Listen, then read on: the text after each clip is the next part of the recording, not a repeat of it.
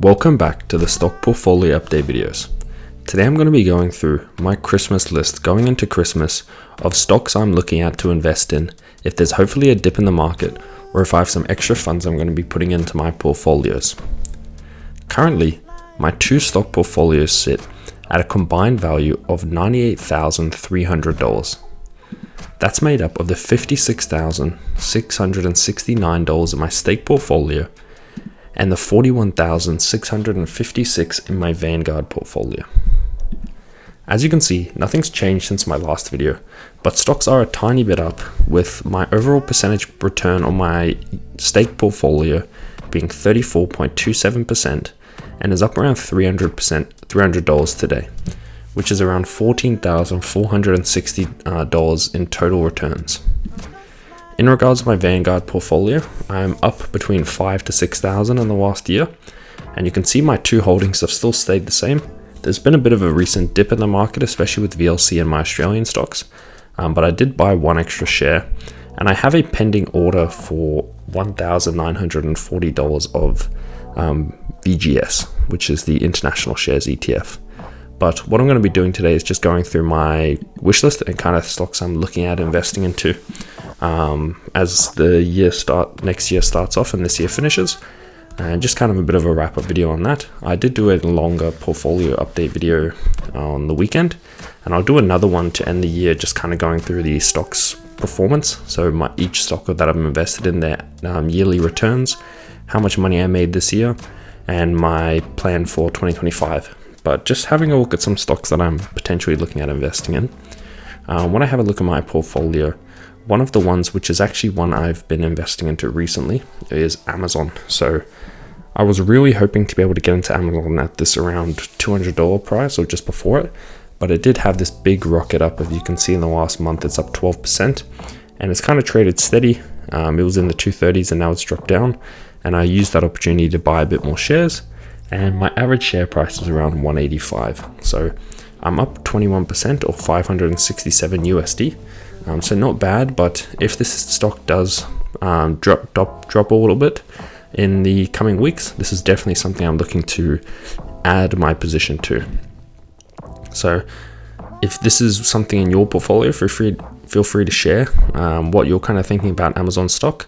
But at the moment, it's one of my more recent investments, so I'm going to keep tracking on that, and that's why the return is a bit less than some of the others, only at 21%. Especially when you compare it to my other portfolio holdings, but hopefully that will grow as time goes on.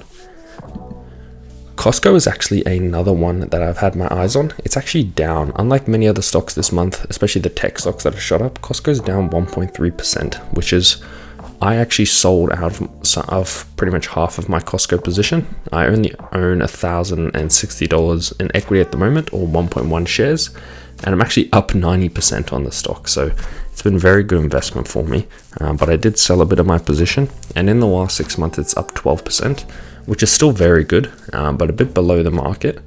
But if you have a look at the last year, it's still up 44%, which is amazing, and last 5 years 238%.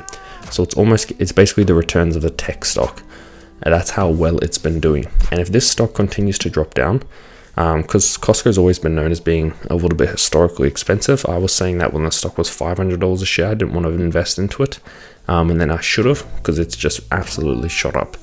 And yeah, if you took that chance, even when it seemed expensive, but that's just the truth of buying quality companies. Even sometimes they might seem expensive.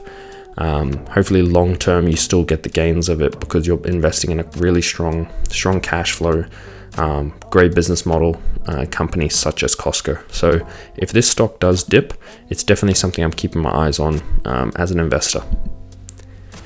The next stock that I will be keeping my eyes on as well is it's kind of Google, but I have grown that position quite large. So if it does dip, I will, but the actual one is Microsoft as well. I'm keeping my eyes on Microsoft just to kind of see how it all plays out. As you can see, in the last 6 months, it's actually down 2.7%. So it's not had a very good, basically, year. Only up 16% when the S&P is up closer to 30, and many of my other stocks are up around 30-40% as well. So it's not been a very good year for Microsoft investors, and this is one of my biggest holdings at nearly $6,000 in equity, which is around 13.59 shares, and I'm up around 38% in total. This stock had a great year last year. As you can see, if we take it here, January 23 all the way till pretty much January 24, you can see it had that nice run up there. It had a good run up to start the year and then kind of traded flat for this last 6 months. So if you were someone who took some gains when it was in these high 460s, you're probably very happy. But I'm just kind of holding it and holding along. If the stock continues to dip, then I will definitely be growing my position. It's still trading a bit expensive at a 35 PE ratio when you compare it to other big tech stocks such as Meta or Google, but it is cheaper than what it has been, and it seems to still be doing the right things. So this is a stock that I'll be keeping my eyes on as one of my holdings.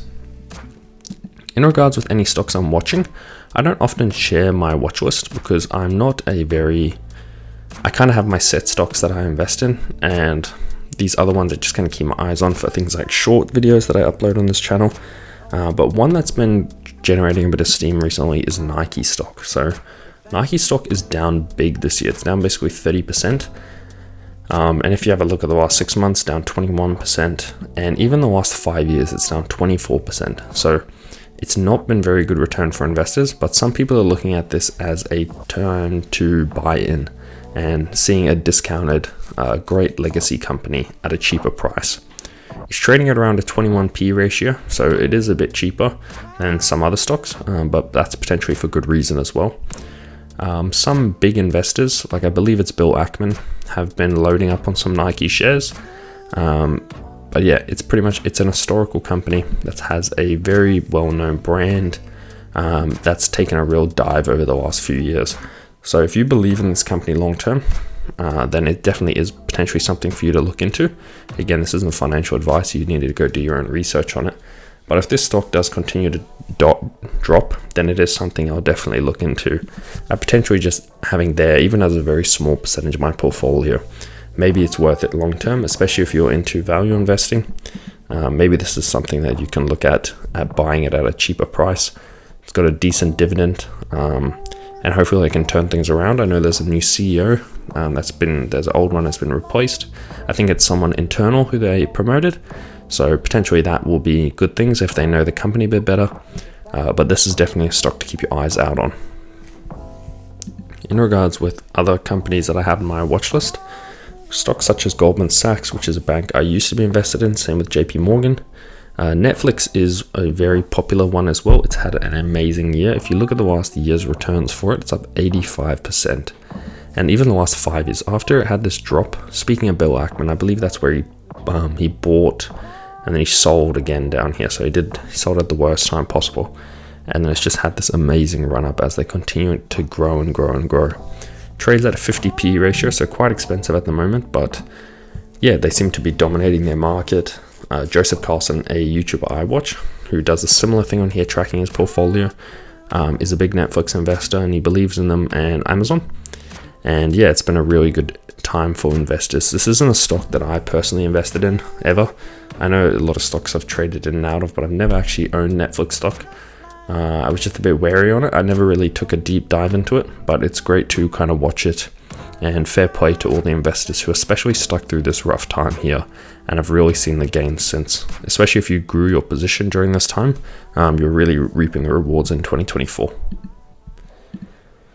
As we continue to look through, there's other stocks such as Nvidia. So Nvidia is not a stock that I'm necessarily looking at buying now. It's up 183% this year, which is kind of crazy. And it's around 18% the last 6 months. But if you go on a month basis, it's pretty flat. After it hit those highs, it's been trading kind of sideways. Even though this is up 18%, you can kind of see it's been a bit volatile. But yeah, it's been a great story and definitely something people are keeping their eyes out on. I think maybe I might have missed the boat if I was to invest now. But it's always good to watch it and do short videos just tracking it. In regards with some of the other ones, things like Tesla. Tesla is another stock that's had a very good year, up 67%. And majority of that has come in the last kind of month, 21%, and 6 months, 135%. So again, same thing, you might have missed the boat a little bit, especially with his Elon Musk's close relationship with Donald Trump. Some people were buying in prior to the election, and they've probably had some good returns.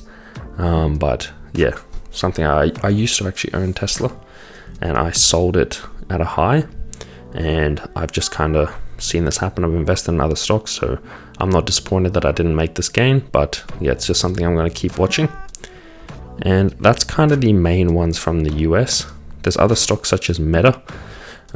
Meta stock is again one I used to invest in. That's had an amazing year, up 67%. But I do keep my eyes on it, especially that it's trading at a 26p ratio, which is cheaper than Apple and Microsoft and some other big tech competitors, Netflix. So this and Google were two stocks that I was weighing up. But long term, I think I just believe in Google more than I do in Meta. So that's why I'm doing that. But overall, that's just kind of my plans with the stake portfolio. In regards with the Vanguard portfolio, I am deciding what to do with my Australian shares.